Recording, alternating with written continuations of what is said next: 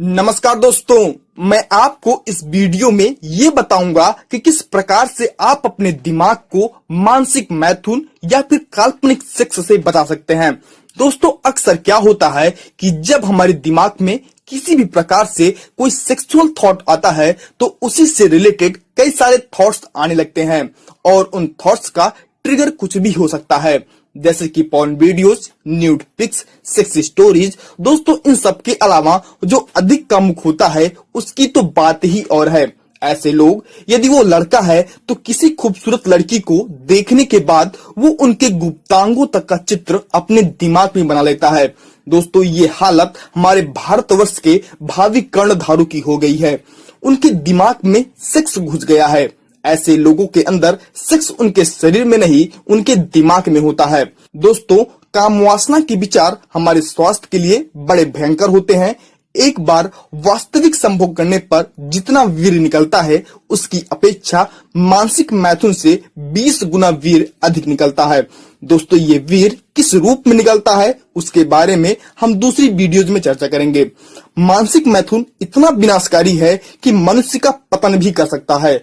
लोग कामुकता के विचारों में दिन रात डूबे रहते हैं। स्वादिष्ट भोजन करने के बाद यदि आपके पेट की भूख शांत हो गई है, लेकिन जीभ को संतुष्ट करने के लिए आप भोजन से संबंधित कल्पनाओं में दिन रात लगे रहोगे तो उसे हम क्या कहें। शरीर साथ नहीं दे रहा है, लेकिन दिमाग में कामुक विचारों को बार बार लाके शरीर में उत्तेजना लाना बेहद ही मूर्खतापूर्ण है।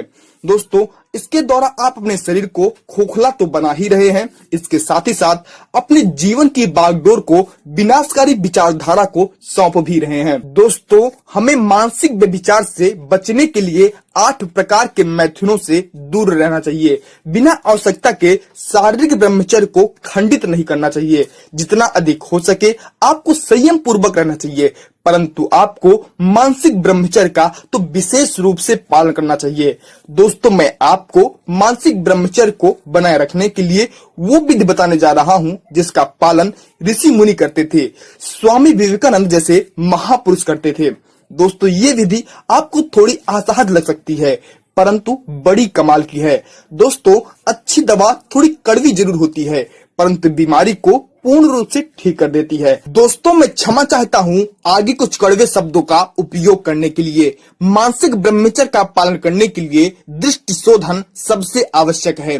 स्त्रियों को यदि हम माता, बहन या फिर पुत्री की दृष्टि से देखें तो मानसिक मैथुन से बच सकते हैं। दोस्तों, अपनी दृष्टि का शोधन करो। स्त्रियों को देखो तो उन्हें उनकी आयु के अनुसार माता, बहन या फिर पुत्री समझो। अपनी सगी माता, बहन या पुत्री का पूर्ण चित्र दूसरी स्त्रियों के स्वरूप में देखो। दोस्तों, यदि उनके किन्हीं गुप्त अंगों का स्मरण आए तो भी अपनी माता आदि के अंगों से उनकी समता करो और यकीन मानिए दोस्तों, आपके मस्तिष्क से कामुक विचार तुरंत ही गायब हो जाएंगे।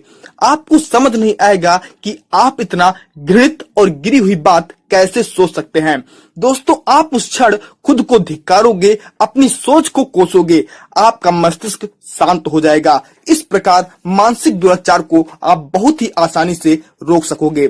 दोस्तों, जब हम अपनी माँ, बहन और बेटी को टच करते हैं तो दूसरी फीलिंग्स होती हैं, और जब हम अपनी प्रेमिका या फिर पत्नी को टच करते हैं तो दूसरी फीलिंग्स होती हैं, क्योंकि हमारे दिमाग में कहीं ना कहीं ये बातें स्टोर हैं कि कब और किस प्रकार की फीलिंग को हमें व्यक्त करना है। दोस्तों, और हमें इसी अच्छी फीलिंग का उपयोग करना है कामुकता के विचारों पर विजय पाने के लिए। और ये सब आपको बहुत अधिक दिनों तक नहीं करना है।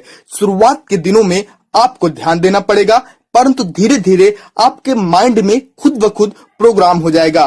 फिर आपके दिमाग में ऐसी बातें नहीं आएंगी। यदि आपने यहाँ तक वीडियो देख लिया है तो मुझे पूरा विश्वास है कि आप मानसिक मैथुन पर विजय पा जाओगे। अपने यार दोस्तों को भी मानसिक व्यभिचार से बचाइए। वीडियो को शेयर कर दीजिएगा, क्या पता ये जानकारी किसी की बिगड़ती हुई जिंदगी में रोशनी ला दे। वीडियो देखने के लिए आपका बहुत बहुत आभार, धन्यवाद।